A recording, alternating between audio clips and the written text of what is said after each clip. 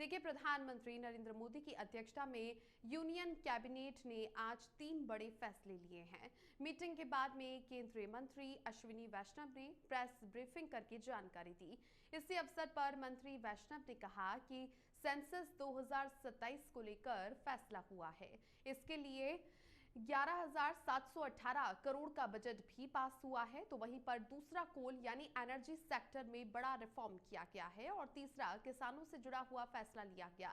केंद्रीय मंत्री अश्विनी वैष्णव ने कहा कि 2027 की जनगणना पहली डिजिटल जनगणना होगी। साथ ही जनगणना का डिजिटल डिजाइन डेटा सुरक्षा को ध्यान में रखते हुए बनाया गया है और ये 2 चरणों में आयोजित किया जाएगा। पहला चरण 1 अप्रैल से सितंबर 2026 तक हाउस लिस्टिंग और हाउसिंग सेंसस, दूसरा चरण फरवरी 2027 में जनसंख्या गणना।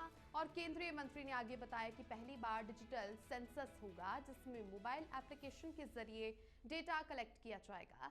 ये एप्लीकेशन हिंदी, इंग्लिश और क्षेत्रीय भाषाओं में होगा। तो वहीं केंद्रीय मंत्रिमंडल ने कोयला लीकेज नीति में सुधार के लिए कोल सेतु नीति को भी मंजूरी दी है। सरकार ने खोपरा 2025 सीजन के लिए न्यूनतम समर्थन मूल्य को भी नीतिगत मंजूरी दे दी है। तो आप देखिए, मोदी कैबिनेट की बैठक होती है जिसमें महत्वपूर्ण फैसले लिए गए हैं और देश में पहली बार डिजिटल जनगणना होगी, इसको भी मंजूरी मिल गई है। बजट भी पास कर दिया गया है और 2 फेजेस में जनगणना का निर्णय लिया गया है। पहले फेज में हाउस लिस्टिंग और हाउसिंग जनगणना होगी और ये जो पहला चरण होने वाला है वो अप्रैल से सितंबर 2026 तक का होगा। इसके अलावा साल 2027 में ये डिजिटल जनगणना होगी। तो ऐसे में दोनों फेजों के तहत आप देखिए, जो जनसंख्या गणना है वो फरवरी में होगी और जनगणना के दौरान करीब 30 लाख कर्मचारी लगाए जाएंगे और जनगणना का जो डिजिटल डिजाइन डेटा संरक्षण को दे दिया गया है, तैयार वो हो गया है। मोबाइल एप्लीकेशन के जरिए डेटा कलेक्ट किया जाएगा जिसमें अलग अलग लैंग्वेजेस होंगी, क्षेत्रीय भाषाएं होंगी जिनमें हिंदी और इंग्लिश प्रमुख है।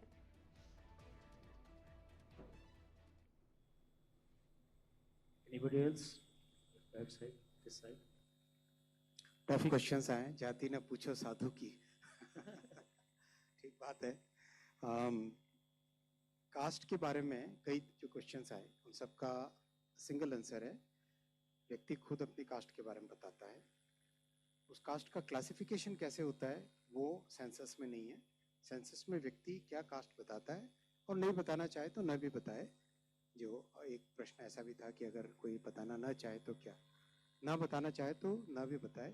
और इसका जो डिटेल्ड प्रोसेस आएगा वो सेंसस के आरंभ होने के इस पूरे प्रोसेस में गैजेट नोटिफिकेशन के माध्यम से क्लियरली डिफाइंड होगा किस तरीके से क्या बताना है, क्या नोट करना है। वो सब चीज़ें एकदम क्लियरली गैजेट नोटिफिकेशन में आप सबके सामने आएगी।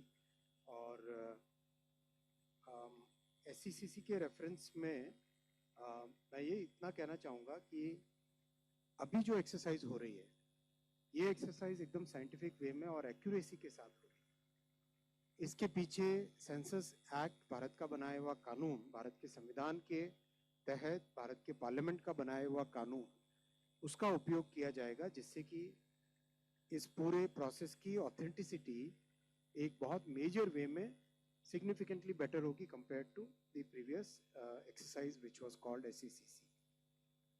सेंसस के डेटा को कितना पब्लिक किया जाता है वो पूरा का पूरा सेंसस एक्ट में लिखा हुआ है।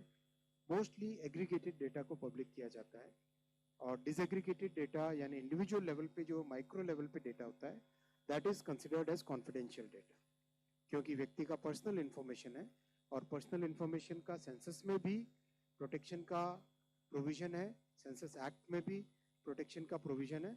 साथ ही साथ अभी digital personal data protection act के तहत भी सेंसस से रिलेटेड माइक्रो डेटा के, इंडिविजुअल्स के डेटा से रिलेटेड जो डेटा है उसका प्रोटेक्शन ऑलरेडी है। So that data is considered as confidential, that will be treated as confidential. Macro data will be published, aggregated data will be published, aggregated data will be published.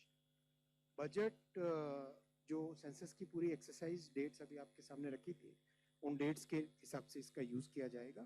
Cabinet में, as you are a very senior journalist, एक बार में complete scheme का outlay decide होता है, उसके बाद में budget as per annual requirement उसका बजट में इम्प्लीमेंटेशन किया जाए।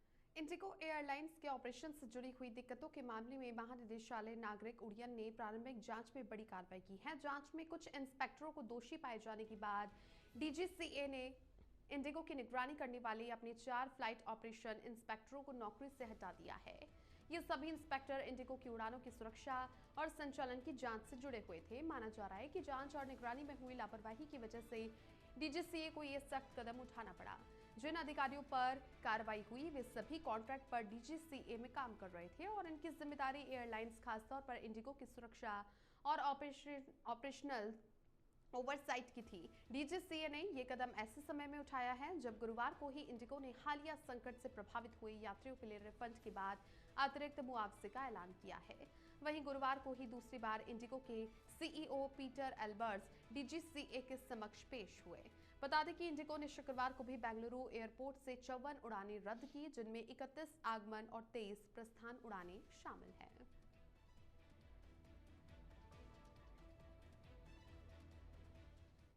वरिष्ठ कांग्रेस के नेता और पूर्व केंद्रीय गृह मंत्री शिवराज पाटिल ने आज सुबह महाराष्ट्र के लातूर में अंतिम सांस ली।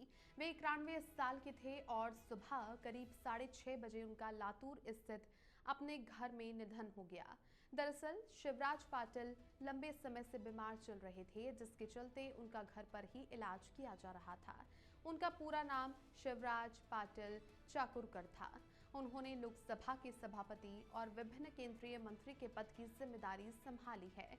शिवराज पाटिल ने अपने राजनीतिक जीवन में कई प्रतिष्ठित पदों का कार्यभार संभाला। महाराष्ट्र से नाता रखने वाले शिवराज पाटिल मराठवाड़ा के लातूर से सांसद रह चुके हैं। वहीं लातूर की ग्रामीण सीट से उन्होंने साल 1973 से 1980 तक विधायक की भी जिम्मेदारी संभाली। साल 1980 के बाद उन्होंने लातूर लोकसभा सीट से चुनाव जीता और संसद पहुंचे। साल 2008 में मुंबई में हुए आतंकी हमले के वक्त शिवराज पाटिल ही देश के गृह मंत्री थे।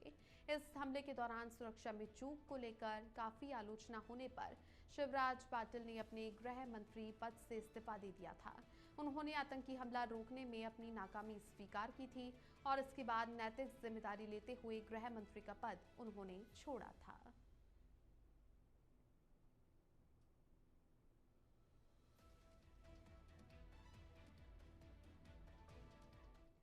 ओडिशा की राजधानी भुवनेश्वर से खबर है, जहां पर सत्य विहार इलाके में एक नाइट क्लब में भीषण आग लग गई। आग लगने के बाद वहां के लोग डर गए और मौके पर फायर ब्रिगेड की टीम तुरंत पहुंची। आग से निकलते धुएं की मोटी परत ने पूरे इलाके में सनसनी फैला दी।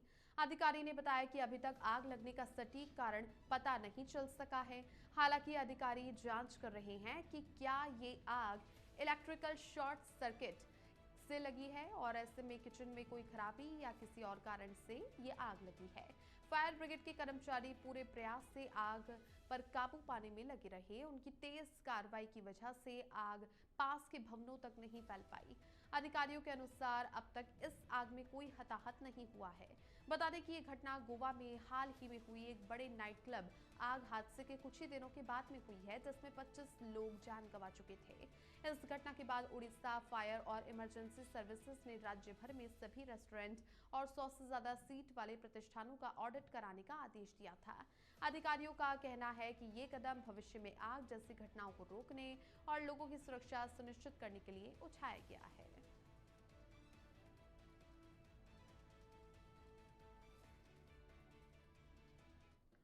आंध्र प्रदेश के अल्लूरी सीताराम राजू जिले में एक बस अनियंत्रित होकर के घाटी में गिर गई। इस हादसे में 9 लोगों की मौत हो गई है, तो वहीं 22 यात्री घायल हैं।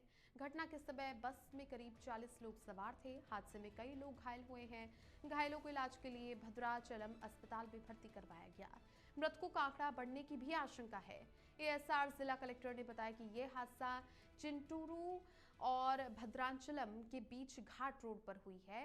रेस्क्यू टीम मौके पर पहुंची और बस में फंसे हुए लोगों को बाहर निकाला। घटनास्थल की वीडियो और तस्वीरें सामने आई है, जिसमें दिखा कि बस घाटी से गिरकर नीचे घनी झाड़ियों में फंस गई।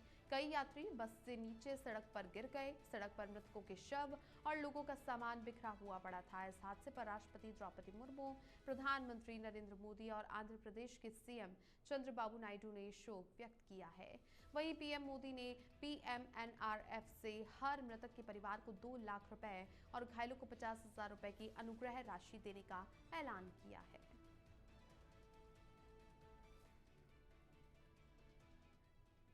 सुमेरपुर सहित पूरे पाली जिले में 14 दिसंबर को दिल्ली में होने वाली कांग्रेस की वोट चोर गद्दी छोड़ो महारैली को लेकर के तैयारियां पूरी हो चुकी हैं। कांग्रेस जिला अध्यक्ष शिशुपाल सिंह निम्बाड़ा ने बताया कि भाजपा सरकार पर लगे हुए वोट चोरी के आरोपों के खिलाफ ये रैली राहुल गांधी और पार्टी के राष्ट्रीय अध्यक्ष मल्लिकार्जुन खड़गे के नेतृत्व में आयोजित की जा रही है, जिसमें जिले के सभी विधानसभा क्षेत्रों से करीब 1000 कार्यकर्ता और पदाधिकारी शामिल होंगे। सभी क्षेत्रों में बसों और निजी वाहनों से दिल्ली पहुंचने की जिम्मेदारी जनप्रतिनिधियों और पदाधिकारियों की गई है और ऐसे में सुमेरपुर से कांग्रेस प्रत्याशी हरिशंकर मेवाड़ा और ब्लॉक अध्यक्ष नेपाल सिंह पावा के नेतृत्व में बड़ी संख्या में कार्यकर्ता रैली में भाग लेंगे। मेवाड़ा ने कहा कि संगठन लोकतंत्र की रक्षा की इस लड़ाई से मजबूती के साथ खड़ा हुआ है। पाली जिले के सभी कार्यकर्ता 13 दिसंबर की शाम को दिल्ली रवाना होंगे।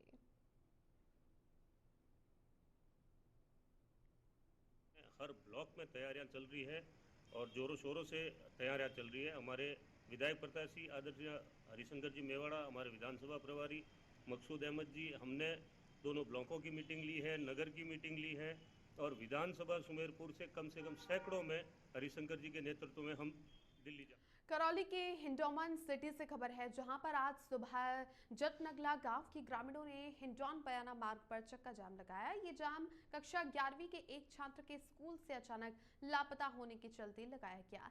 ये मामला जवाहर नवोदय विद्यालय का है। छात्र सुरोट के ढिंडोरा गांव का निवासी बताया जा रहा है। सुबह के 6 बजे विद्यालय प्रबंधन ने इसकी जानकारी परिजनों को दी, जिसके बाद में परिजनों ने इसकी जानकारी पुलिस को दी, जिस पर सुरोट थाना पुलिस मौके पर पहुंची। वहीं थाना प्रभारी सोहन सिंह ने विद्यालय प्रबंधन और परिजनों से वार्ता की और समझाइश करके जाम खुलवाया। इधर पुलिस ने छात्र को ननिहाल से सकुशल दस्तयाब कर परिजनों को सौंप दिया है। इस पूरे घटनाक्रम में जवाहर नवोदय विद्यालय में छात्र छात्राओं के सुरक्षा प्रबंधों की पोल खुलकर सामने आई है। ये घटना पहली बार नहीं हुई है, इससे पहले भी कई बार ऐसी घटनाएं सामने आ चुकी हैं, लेकिन मामले को लेकर स्कूल प्रबंधन कोई ठोस कदम नहीं उठा रहा है।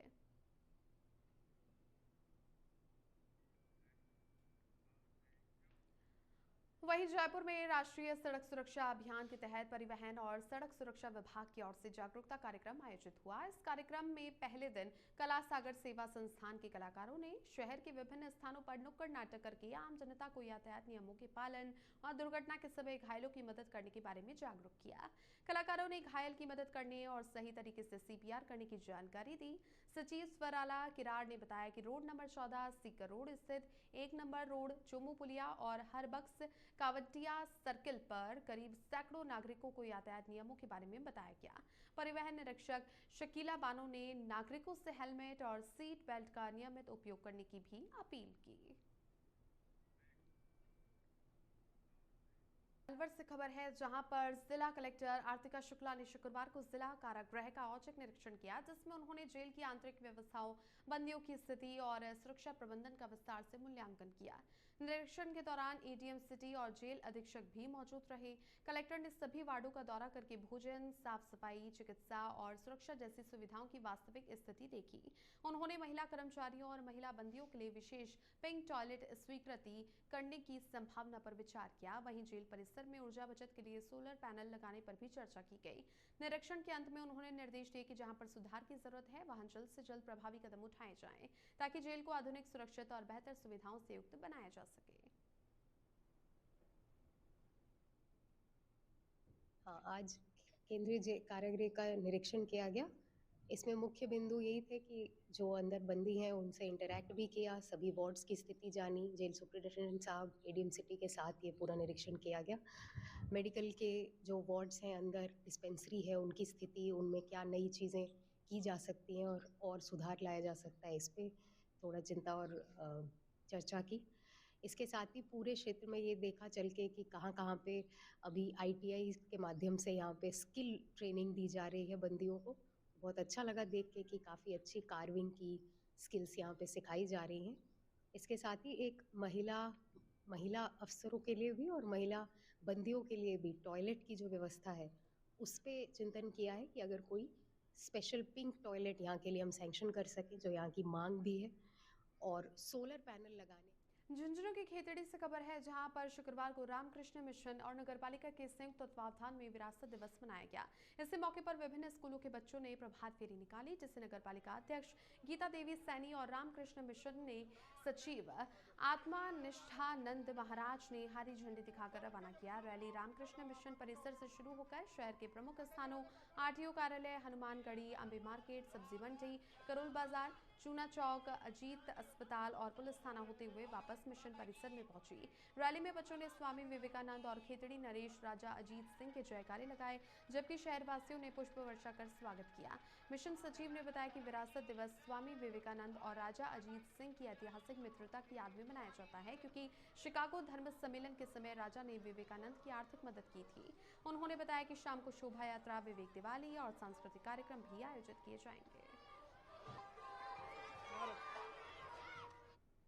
दीग से खबर है, जहां पर राष्ट्रीय मानसिक स्वास्थ्य कार्यक्रम के तहत जिला स्वास्थ्य समिति की बैठक आयोजित की गई, जिसमें जिला कलेक्टर उत्सव कौशल की अध्यक्षता में टेली मानस निःशुल्क हेल्पलाइन नंबरों का पोस्टर विमोचन किया गया। कार्यक्रम में CMHO doctor Vijay Kumar Singhal, ACMHO doctor मान सिंह और जिला नोडल अधिकारी डॉक्टर राम अवतार शर्मा मौजूद रहे। डॉक्टर शर्मा ने बताया कि यदि किसी महिला, पुरुष या विद्यार्थी को अचानक मन उदास रहना, किसी काम में दिल न लगना, घबराहट, नींद की समस्या या बुरे विचार आने जैसी मानसिक परेशानी हो, तो वो इन नंबरों पर कॉल करके मुफ्त सलाह ले सकते हैं।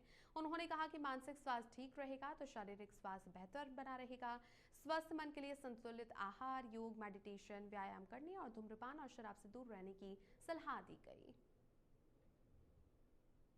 राष्ट्रीय मानसिक स्वास्थ्य कार्यक्रम राज्य सरकार द्वारा और केंद्र सरकार द्वारा संचालित किया जा रहा है, जिसमें आजकल की व्यस्ततम जिंदगी में जो मानसिक अवसाद लोगों में उत्पन्न हो जाते हैं, उनसे संबंधित राय के लिए एक हेल्पलाइन नंबर भी चालू किया गया है, जिसमें 14416 पर या फिर 1889 14416 पर इस तरह के रोगी अपने कॉल करके। राजसमंद के केलवा थाना क्षेत्र में आज सुबह बड़ा हादसा होते होते टल गया, जहां पर मार्बल पत्थर से भरे हुए ओवरलोड डंपर ने पीछे से आ रही टक्कर मार दी, जिससे डंपर बेकाबू होकर के पलट गया और सड़क पर भारी पत्थर बिखर गए। हादसे में कार बुरी तरह क्षतिग्रस्त हो गई, लेकिन उसमें सवार सभी विद्यार्थी सुरक्षित रहे। वैन में सवार सभी विद्यार्थी परीक्षा देने जा रहे थे। टक्कर के बाद हाईवे पर अफरा तफरी मच गई और सड़क का एक हिस्सा पूरी तरह से अवरुद्ध हो गया। सूचना पर केलवा पुलिस मौके पर पहुंची और यातायात सुचारू किया गया। स्थानीय लोगों का कहना है कि ओवरलोडिंग और तेज रफ्तार के कारण क्षेत्र में ऐसे हादसे आम है। पुलिस ने डंपर को कब्जे में लेकर कार्रवाई शुरू कर दी है।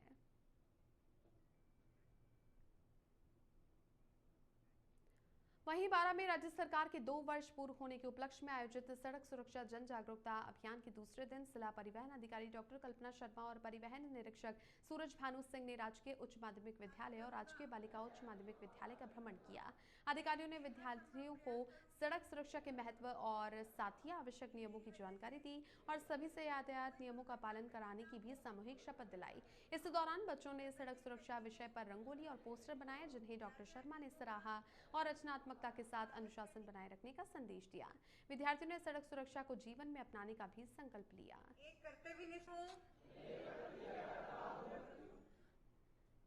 झालावाड़ में राजस्थान विद्युत तकनीकी कर्मचारी एसोसिएशन ने जिले में तैनात तकनीकी कर्मचारियों पर बढ़ते हुए कार्य दबाव और फील्ड में संसाधनों की कमी को लेकर बड़ा मुद्दा उठाया है। संघ के प्रतिनिधि मंडल ने अधीक्षण अभियंता को ज्ञापन सौंपा। ज्ञापन में मांग की गई कि खानपुर उपखंड के तकनीकी कर्मचारियों पर जारी चार्जशीट वापस ली जाए, दीपावली ओवरटाइम और यात्रा भत्ते का भुगतान नियमित किया जाए, फील्ड ड्यूटी के दौरान सेफ्टी टूल्स उपलब्ध करवाए जाए और लंबित हाई ड्यूटी अलाउंस स्वीकृत किया जाए। संघ ने चेतावनी दी है कि यदि इन मांगों का शीघ्र समाधान नहीं हुआ तो आंदोलन किया जाएगा। ज्ञापन देने के मौके पर जिले के विभिन्न क्षेत्रों के तकनीकी कर्मचारी मौजूद रहे। करौली के सपोटरा से खबर है, जहां पर उपखंड की खिरखेड़ी ग्राम पंचायत में नई अनाज मंडी यार्ड के निर्माण का शिलान्यास आज विधिवत रूप से किया गया। मुख्य अतिथि के रूप में पहुंचे सपोटरा विधायक हंसराज मीणा ने भूमि पूजन करके निर्माण कार्य की शुरुआत की। विधायक ने बताया कि सरकार ने मंडी निर्माण के लिए 3 करोड़ 89 लाख रुपए मंजूर किए हैं और ऐसे में क्षेत्र के किसानों को बेहतर व्यापारिक सुविधाएं मिलेगी। नई नई मंडी बनने से किसानों को अपनी फसल बेचने के लिए अब दूर नहीं जाना पड़ेगा और खरीफ रबी की उपज की खरीद फरोख्त में पारदर्शिता सुविधा बढ़ेगी। स्थानीय किसानों और ग्रामीणों ने इस परियोजना को क्षेत्र के विकास के लिए अहम बताते हुए खुशी व्यक्त की और विधायक का आभार जताया। श्रीगंगानगर से खबर है, जहां पर सीमावर्ती क्षेत्र के गांव 29H में एक किसान के खेत में पाकिस्तानी गुब्बारा मिला। सूचना पर मौके पर पहुंचे एएसआई बाबू खान ने गुब्बारे को कब्जे में लिया। ये गुब्बारा सफेद और नीले रंग का था, जिस पर PIA और कुछ उर्दू में लिखा था। खेत के मालिक गुरप्रीत सिंह ने पुलिस को घटना की जानकारी दी। मौके पर CID BI के SI अजय कुमार और HC नवनीत मीणा भी बुलाए गए, लेकिन जांच में कोई संदिग्ध वस्तु नहीं मिली। पुलिस ने गुब्बारे को कब्जे में लेकर रिपोर्ट दर्ज कर ली है और प्रारंभिक जांच में आशंका जताई जा रही है कि ये गुब्बारा बच्चों द्वारा उड़ाया गया होगा और हवा के रुख के कारण भारतीय सीमा में गिर गया। धौलपुर से खबर है, जहां पर गृह राज्य मंत्री और जिला प्रभारी मंत्री जवाहर सिंह बेडम एक दिवसीय दौरे पर पहुंचे। बेडम ने जिला कलेक्टर सभागार में प्रेस कॉन्फ्रेंस कर बताया कि 15 दिसंबर को राजस्थान सरकार के 2 साल पूरे हो रहे हैं। उन्होंने कहा कि मुख्यमंत्री भजनलाल शर्मा ने विकास कार्यों को तेज गति दी है और सरकार ने युवाओं, महिलाओं, किसानों और गरीबों के लिए विशेष श्रेणियां बनाकर योजनाओं का लाभ पहुंचाया। मंत्री ने बताया कि सरकार का लक्ष्य 5 साल में 4 लाख नौकरियां देना है, जिनमें से 92,000 नियुक्तियां जारी हो चुकी हैं। अटल ज्ञान केंद्रों पर 232 करोड़ रुपए खर्च किए जा रहे हैं और 22 जिलों में दिन के समय बिजली उपलब्ध करवाई गई है। गोपाल कार्ड योजना के तहत 1 लाख रुपए तक का बिना ब्याज लोन दिया जा रहा है और साथ ही धौलपुर में स्वास्थ्य, पानी और निवेश से जुड़े हुए काम तेजी से हो रहे हैं। पूरे प्रदेश में अपराधों में 13% कमी आई है, जबकि रेप और पोक्सो मामलों में 40% और बलवा मामलों में 56% की गिरावट दर्ज की गई है। सरकार शुक्रवार से पूरे प्रदेश में रथ यात्रा शुरू कर रही है, जिसमें लोग शिकायत पेटिका में अपनी समस्याएं दर्ज कर सकेंगे। यानी 9,000 रुपया प्रति किसान प्रति खाते में राजस्थान सरकार और भारत सरकार के सहयोग से किसानों को दिया जा चुका है। गोपाल कार्ड बनाया है, गोपाल कार्ड बना करके 1 लाख रुपए तक का ऋण बिना ब्याज के किसान को मिले, वो गोपालन करें। किसानों को सुलभ वित्तीय सहायता के लिए इसमें हमने 44,067 करोड़ रुपए का ब्याज मुक्त अल्पकालीन फसली ऋण हमने दिया है। 356 करोड़ रुपए का रियायती ब्याज पर दीर्घकालीन सहकारी ऋण हमने देने का काम किया है। फसल सुरक्षा एवं बीमा के लाभ हमने दिए हैं। खरीद एवं मूल्य समर्थन भावांतर शुरू किया है माननीय मुख्यमंत्री जी ने, बहुत बड़ी एक चीज शुरू। अलवर की कठुमर से खबर है, जहां पर धौलागढ़ देवी थाना क्षेत्र के ग्राम बाडला में बीती शाम एक दर्दनाक हादसा हो गया, जिसमें 28 वर्षीय ओमवीर सिंह की अज्ञात वाहन की टक्कर से मौत हो गई। ओमवीर खेत से घर लौट रहा था, तभी तेज रफ्तार वाहन ने उसे टक्कर मार दी। गंभीर रूप से घायल होने पर परिजनों ने जिला अस्पताल पहुंचाया, जहां डॉक्टरों ने उसे मृत घोषित कर दिया। खेत में से पानी मोड़ के आ रहे, रास्ते में मिली हो रोड पे। किसने टक्कर मारी? अज्ञात तो कोई मालूम नहीं, हम तो बाद में आया। ब्यावर से खबर है, जहां पिलानी निवासी सेवाराम ने कुछ लोगों पर जान से मारने की धमकी देकर फिरौती की मांग करने का आरोप लगाया है। पीड़ित का कहना है कि पिछले 2-3 महीनों से अज्ञात व्यक्ति उसकी इंस्टाग्राम ID पर धमकी भरे मैसेज भेजकर उससे रकम मांग रहा है। इसके अलावा आरोपियों ने उसकी तीनों बेटियों हेमा, सुमन और शानू का पीछा कर उन्हें उठाने का प्रयास किया। पीड़ित ने सदर थाना पुलिस को 4 दिसंबर को लिखित में शिकायत दी।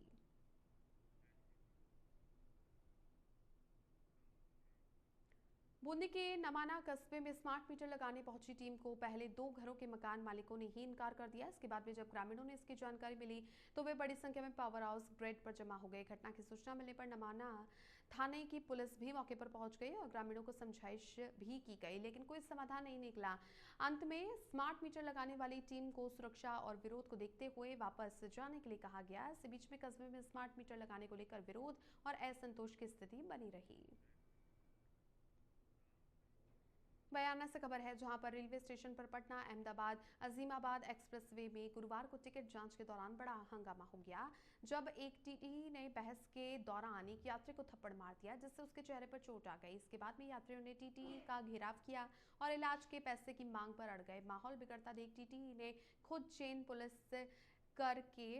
पुलिंग करके ट्रेन को महावीर जी स्टेशन पर रोक दिया और स्लीपर कोच से भागकर एसी कोच में वो पहुंच गया। यात्री उसके पीछे गए लेकिन एसी कोच में नहीं घुस पाए। स्टेशन मास्टर ने मौके पर आकर यात्रियों पर चेन खींचने का भी आरोप लगाया, जिससे यात्रियों ने गलत बताया। लगभग 10 मिनट के हंगामे के बाद ट्रेन दोबारा चली। बताया गया कि ट्रेन में 2 टीटी तैनात थे और जिस पर यात्री को थप्पड़ मारा गया उसके बाद में मान्य टिकट नहीं था। घटना का वीडियो सोशल मीडिया पर वायरल हो गया है और यात्रियों ने ऑनलाइन शिकायत कोटा मंडल को भेज दी है और मंडल प्रशासन ने जांच का आश्वासन दिया है। बयाना से खबर है जहां पर सिकंदरा क्षेत्र में प्रवीण सिंह की शादी में मायरा ने नया रिकॉर्ड बनाया है, जहां पर भांजे की शादी में मामा नाना ने कुल 1,21,01,101 रुपए नकद भात में भरे। ये भरतपुर जिले में पहली बार इतनी बड़ी राशि का मायरा माना जा रहा है।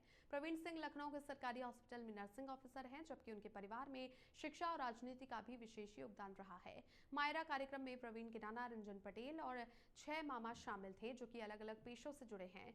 राजस्थानी संस्कृति में मायरा बहन बेटी के परिवार को आर्थिक सहयोग का प्रतीक माना जाता है। सिकंदरा बयाना में भरा गया रिकॉर्ड मायरा अब पूरे क्षेत्र में चर्चा का विषय बन गया है।